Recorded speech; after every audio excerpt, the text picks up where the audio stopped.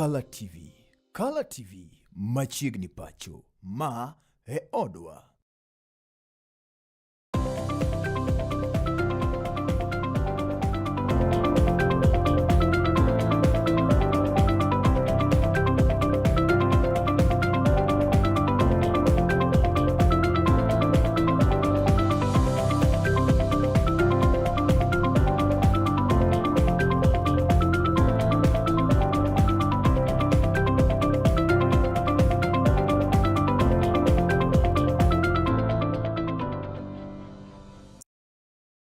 En kanyo Sadek wange janeno mar Color TV na singoni komulo Sadek abiro duogo kae kod weche manyien mago mag ng'end weche go mowuok kachiel mesawa mano mar kawo weche manyien odiochieng'ni mano mar tarik 10 dwe mar adek higa 2026. Ageno ni riyo makare kendo wang' jowi mar Kala osebedo ka kelo ni mor kamora mora mabende inene wang' jowi ni gisani ye mondo mi yud thuondo weche go. Komiti moting'o jaboro ichano chuoge mar biro keto e tim mise 10 kata 10 points agenda.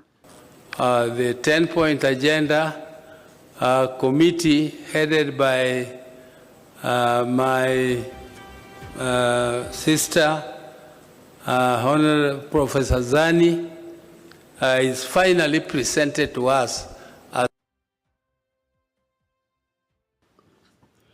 Governor Makisumu Ngire Anyang' Nyong'o koni counties owinjore omedi omenda mar mondo mi gichwal chenro gi mago mag dongruoge ne oganda e yono mano makare. Two things that are effectively dealt with in this report. That is devolution and compensation of victims.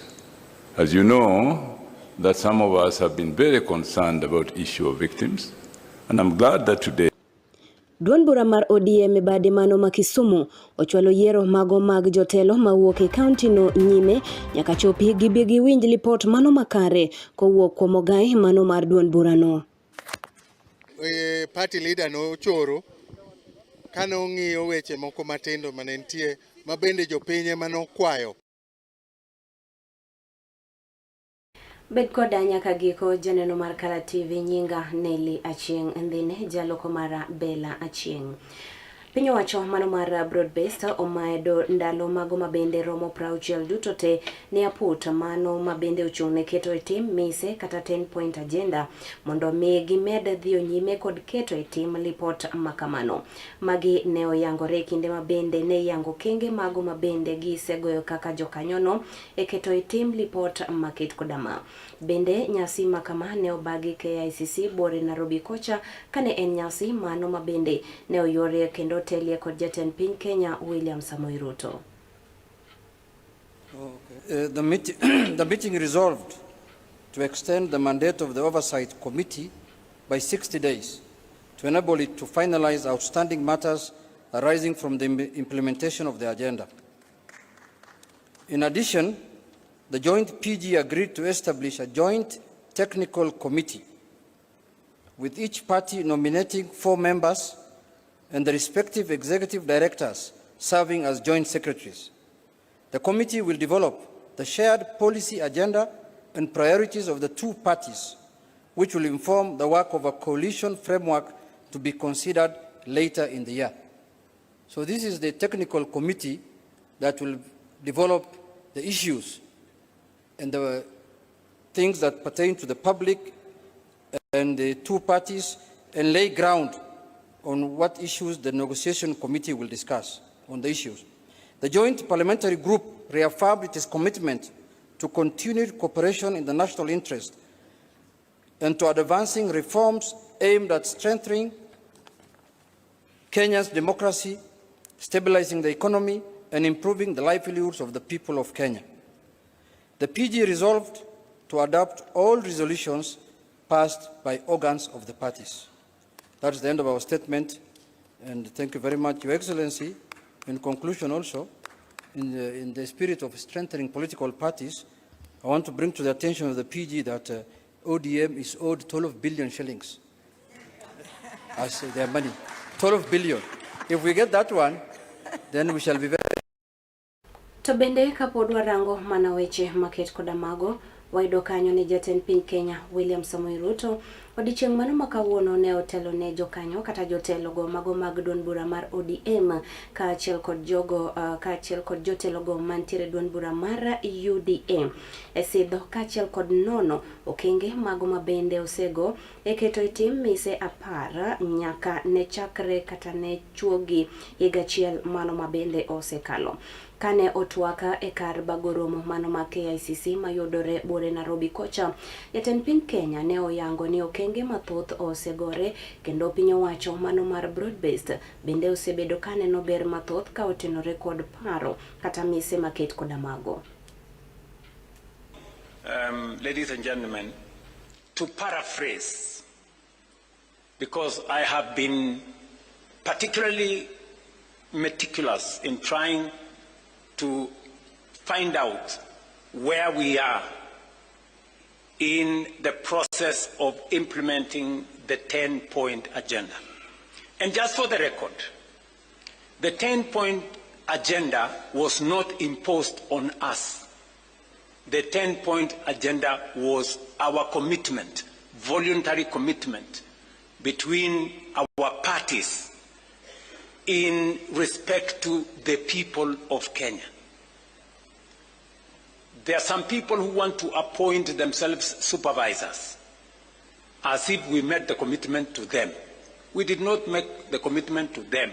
We made the commitment to the people of Kenya.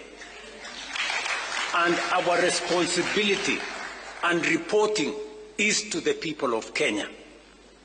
And let me say the following. We did this and we set the standard very high ourselves because we believe that is what we should do for the people of Kenya. Not because anybody forced us, not because anybody imposed it on us, but it is because it is our commitment that Kenyans deserve a higher standard of leadership and delivery. I know the matters of NADCO has been spoken very ably by the presenters of the report. We all agree that one of the most pertinent issues in NADCO was the issue of electoral reforms, and especially the appointment of commissioners to the IEBC. You remember very well that that was a very big debate. Today, we have gone through the process. The court processes have been dispensed with, and today we have a functioning Independent Electoral and Boundaries Commission. It has already conducted several by-elections, and as a show of confidence in this broad-based administration, all the parliamentary elections that have been held have been won by broad. Governor County Manoma Kisumu Ngire Peter Anyang' oyango ni ber ka counties mago mapacho kae omedi omenda mago mathoth mar mondo migi dhi nyime gi chwalo chenro mago mopogore opogore mag dongruoge e counties mago mapacho kae e yono makare. Weche maket koda magi ne owacho e nyim jatend piny Kenya William Ruto, kama bende ne oparo ni ber ka ochula kata orangi oganda go mago mabende ne oyudo hinyruok e kindego mane ibago ng'anyo e pacho kae. Bende ne owacho ni kada kawede go mago mabende ne oyudo masira pok ochuli nyaka sani. Korka kore muloro buru to ne oyango ni gin kaka jokanyono pod gintiere e piny owacho mano mar broad-based nyaka higa mano manyien ma ibiro bagi yiero e pacho kae. As you know, that some of us have been very concerned about the issue of victims, and I'm glad that today they've gone on record that the victims will be compensated. Secondly, devolution. You know, there was that famous story that a child always asks for more, and it's never enough. The Constitution of Kenya says that there are two levels of government, devolution and national, separate but interdependent. Kenya cannot really develop fully if devolved government is not fully funded for the development functions that it performs. President The country has been waiting for this. The country has been waiting for this because we are in this broad-based government, but there are people who thought that this report is the one which formed the foundation for establishing broad-based government. Mr. President, I want to inform the country that broad-based government started long before the 10-point agenda came. Mr. President, therefore, it cannot depend, the broad-based arrangement cannot depend on the 10-point agenda. 10-point agenda was meant to strengthen the broad-based arrangement. And Mr. President, the 7th of March, which was slated as the date for making the report, was not the end of the broad-based arrangement. The broad-based arrangement goes up to 2027. Kopogre kod mano wayudo kanyo ni kambi mano mar Kenya Pipeline oyango shares kata gike ni e Nairobi Security Exchange gino mabende iwacho ni dhi bero wechego mago mag ohala kachiel kod uchumi e pacho kae. Okang' makama en mano mabende dhi miyo joket mwandu thuolo mano mar keto mwandu e okenge mago mopogore mar mondo mi wechego mago mag dongruok kachiel kod ohala oting' malo.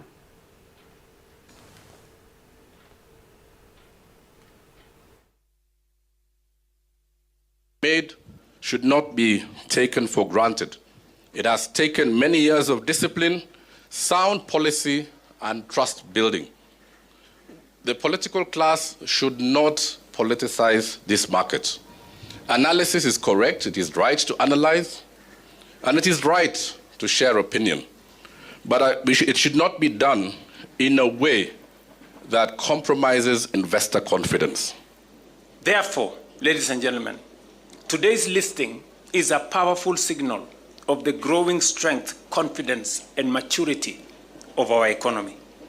It further represents the continuation of the economic reforms we have undertaken to stabilize our economy and restore fiscal discipline.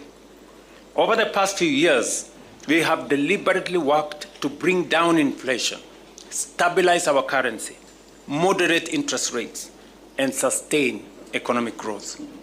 I am particularly encouraged by several milestones achieved through this IPO.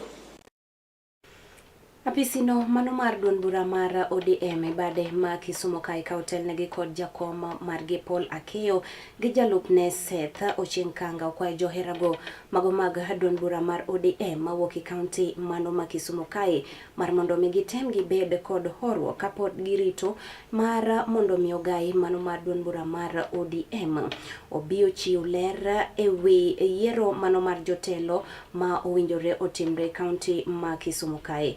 Jotelogo ne onyiso margi ewi tim moro mabende sani to koro moko kuom jotelo nitiere godo mano mar bago romo moko mabende giwacho ni ok gin romogo mago ma opuodhi magisebedo ka gibago e kor gwenge mago mopogore.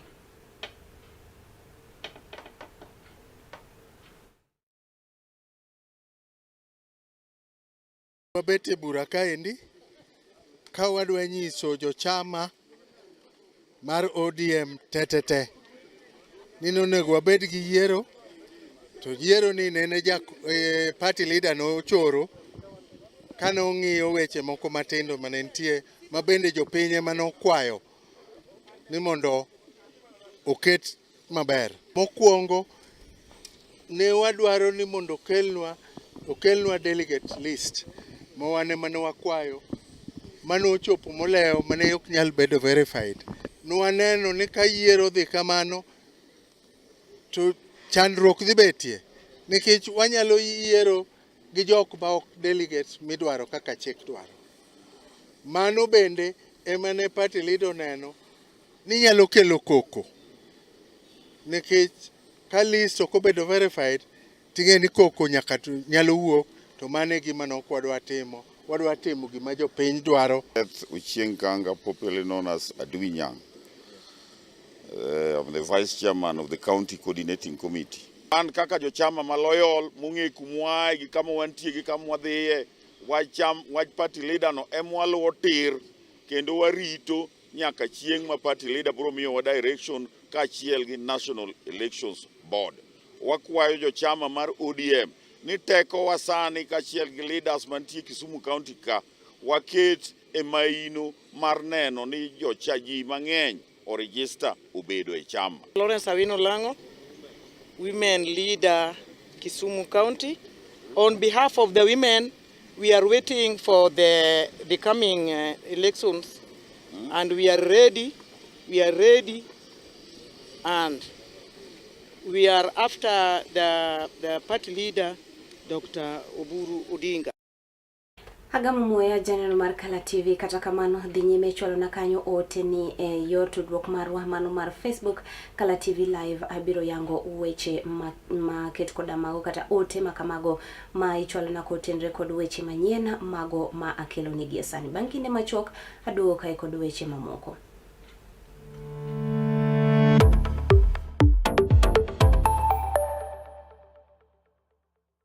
Get ready to elevate your business and any other commercials when you advertise with us. We are not just a channel. We are your gateway to the peak, for we give you the precision and desire to your commercials. Let us be your partner in success, broadcasting your message to thousands of our viewers. Contact Kala TV today and let's make the magic together.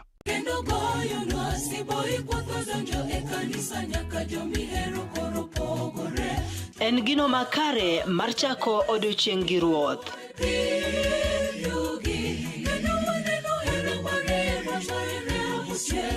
Ka igwedhori gi wendego mag pak masudi machiegni gi ruodhi.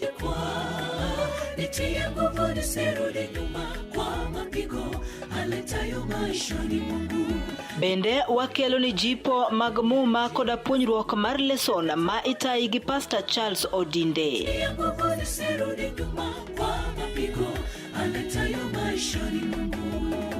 Riuri koda an Brenda Agenyo Nyasuba Nyanam e chenro mar sabato maler ngeso ka ngeso chakre sa 12 mar okinyi nyaka sa 3 okinyi to mana e wang jowi mar Kala TV nikech ma e odwa.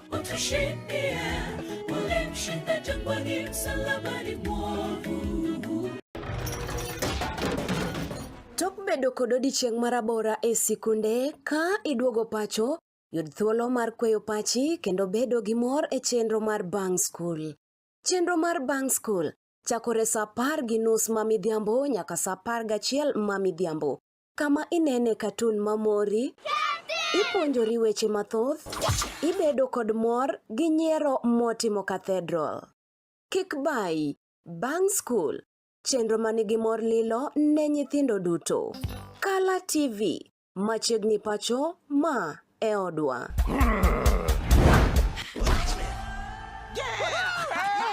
I've fallen and I can't get up.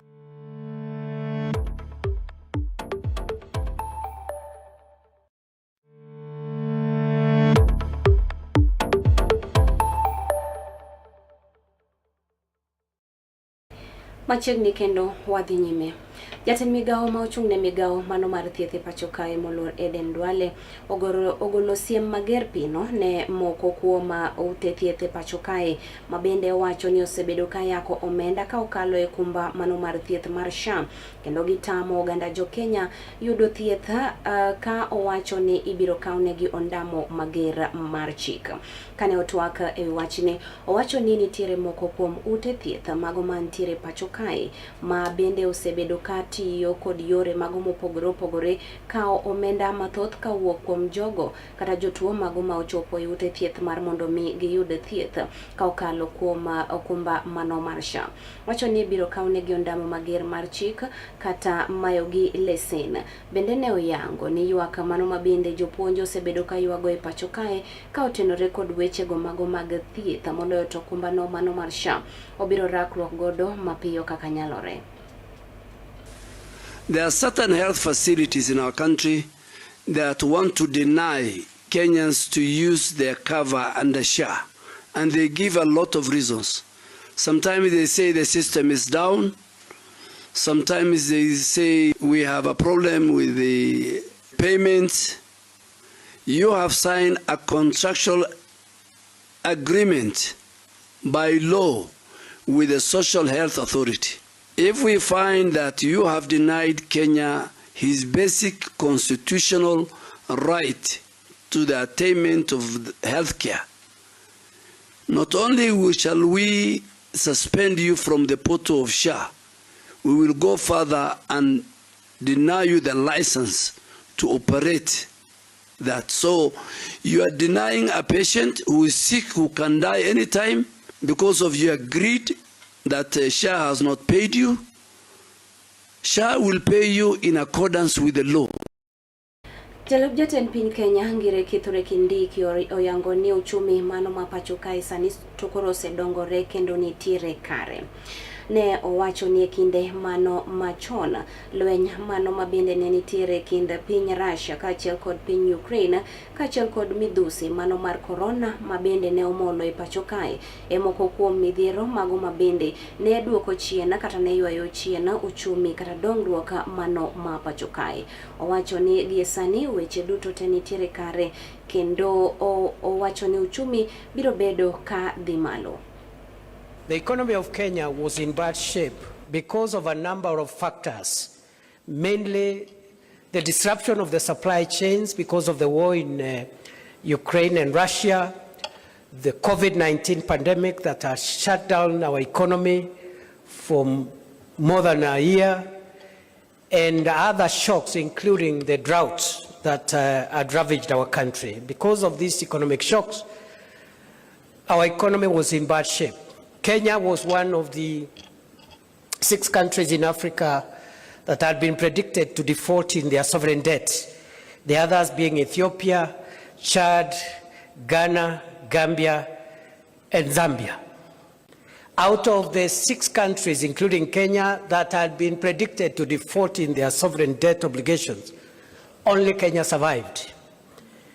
All the other 5 countries defaulted. Why? Because immediately you were sworn in office, you made very difficult, painful, and unpopular decisions that helped bring our economy back on track, including negotiating a G2G arrangement for the supply of crude oil, which was not available in 2022 September. People were queuing to buy petrol.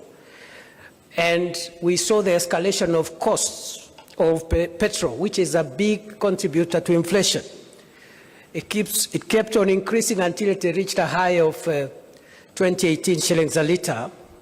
Over the last 3 years, Your Excellency, through your leadership and with the support of the broad-based administration, we've been able to bring down a number of macroeconomic indicators that were affecting our economic environment. Jodbura manoma Embakasi East Babu Owino sani tokoro chayo malicha miworo gavana manoma county ma Nairobi Moluor Johnson Sakaja mabende owacho ni chal ka gima tich kata ting manoma ratayo kata telo ne boma no manoma Nairobi chal ka gima osetame aito riambo ni omenda onge mabende inyalo tiyo godo e rakro kod midhiero manoma pioula mabende sani tokoro kwako boma manoma Nairobi kocha. Babu Owino wacho ni wechego mago mag mibadhi kaachiel kod omenda osebedo kalale kauntino kendo nyaka gie sani nitiere buche mago mopogore opogore mabende tudo Gavana Sakaja kod weche kata mibadhi maket koda mano. Owacho ni ber ka bende omany yono makare ma inyalo kony godo kaunti mano ma Nairobi mapiyo kaka nyalore. See the governor of Nairobi giving some infertile imaginations on the running of Nairobi County.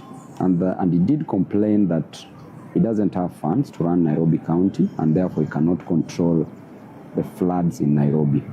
I want to state clearly that the funds are available, but the funds have been misappropriated. The funds have been misused and stolen.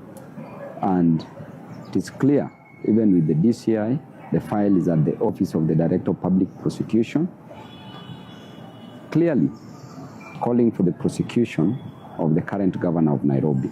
The funds have been defrauded, stolen by him and his officers. I want to tell Nairobians that to cure the issue of flooding in Nairobi is very simple. Jadbura manoma seme Dr. James Mikala tokane loso e wacha mano mar midhiero mar pio ula masani tokoro kwako chunyboma mano ma Nairobi ne oyango ni Nairobi ne oger kanyo no mabende racha gino mabende miyo pi olore ka wuok e gwenge mago mamoko kendo miyo ponga kata pi maket koda mano medore ponga e chunyboma no. Just wanted to tell you a story. The problem of floods in Nairobi was identified in the year 1906. There was a medical officer who said Nairobi was situated in a wrong place. And he was said Nairobi is a trough. The water from Ngong Hills, the water from Kikuyu, the water from Thika area, the water from even parts of Machakos, they come to Nairobi first. Then they are on a path through Athi River to the ocean. Now, the governor then, not you, actually ignored the medical officer. But they keep seeing the problem. So 1907, I think 1908, Sir Winston Churchill, later to become the Great War hero, actually visited Nairobi or was consulted on this. And he looked at it and he said, Nairobi was established in great error and the city will live with the error. So I was telling somebody that we are still living with the error. It is simply a drainage issue. Later on, when we thought about it, the rule was no, there should be no construction beyond the Ministry of Works Sports Club, because the rest of that is actually a floodplain. That's a floodplain and it is a river. So what we have done, we have built on the river. So the water from Ngong Hills through the airport then spills into Nairobi, and that's really the problem. So now that you know the history, you can go back and start from the history. But we are sure you are capable of really. Eweche magoma moko janeno mar kalativo edo kanyo ni jaodbura mano makiharu ndindi nyoro okwedo pinyo wacho mano mabende sani to lero ni chal kagima kedo kode e yono mabende ok ni kare ka bende owacho ni jogo temo kedo kode ka giparo ni ginyalo bago chenroge mago mabende ochano chwalo ne oganda mago makono. Ne otwak e kinde go mabende ne entire e od buche no mabende ne olero ni mago gin mana jogo ma oluore kendo miyo gi oro ne jonjore. Ne owacho ni en kaka jaodbura kata jatelo ma oyier oikore mano mar tiyo ne oganda mago mawuok e kar chung od buche no gi chunye duto te. Mwenye mulituma hawa watu ati sijui wakuja wahangaisha wananchi wa Kiharu hapa ati hakuna ofisi itafunguliwa. Wewe mwenye uliwatuma, next time hapana tuma watu hapa, next time jirete hapa tuonane na wewe macho kwa macho. Hapa hakuna watu ya kutishatisha. Wasione ati mumenilea vizuri, mimi ninaheshimu watu, wafikiria sijui nini namna gani. Hiyo mambo ni bure kabisa.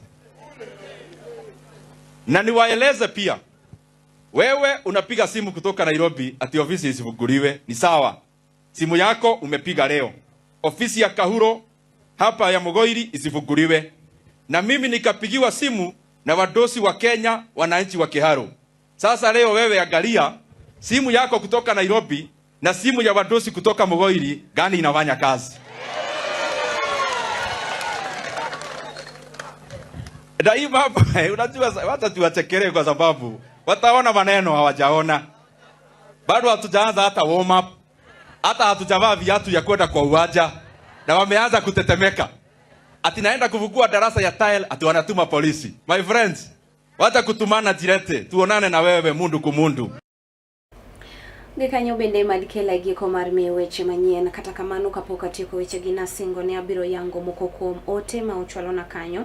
Aneno kanyo jal kata janeno iluongo ni Opija Jachuma owuok gwengego mago mag Nyamasari ya Kisumu. Wacho ne oneno wa maler kendo yono makare ka entiere gwenge mag Nyamasari ya Kisumu.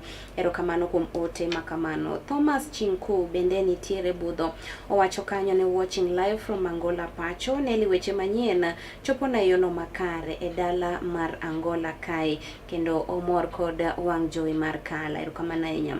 Nelson Agidho bende wacho ni neno wa maber ka entie chuoye beach kendo mor kod wang' jowi mano mar kala. Erokamano kuom kawo thuolo mari kendo rango weche manyien maket koda magi kanye madikela giko mar mi weche gi bedo kod otieno mano majabero. Riti masani nyinga Nelly Achieng ndhine jaloko mara Bella Achieng.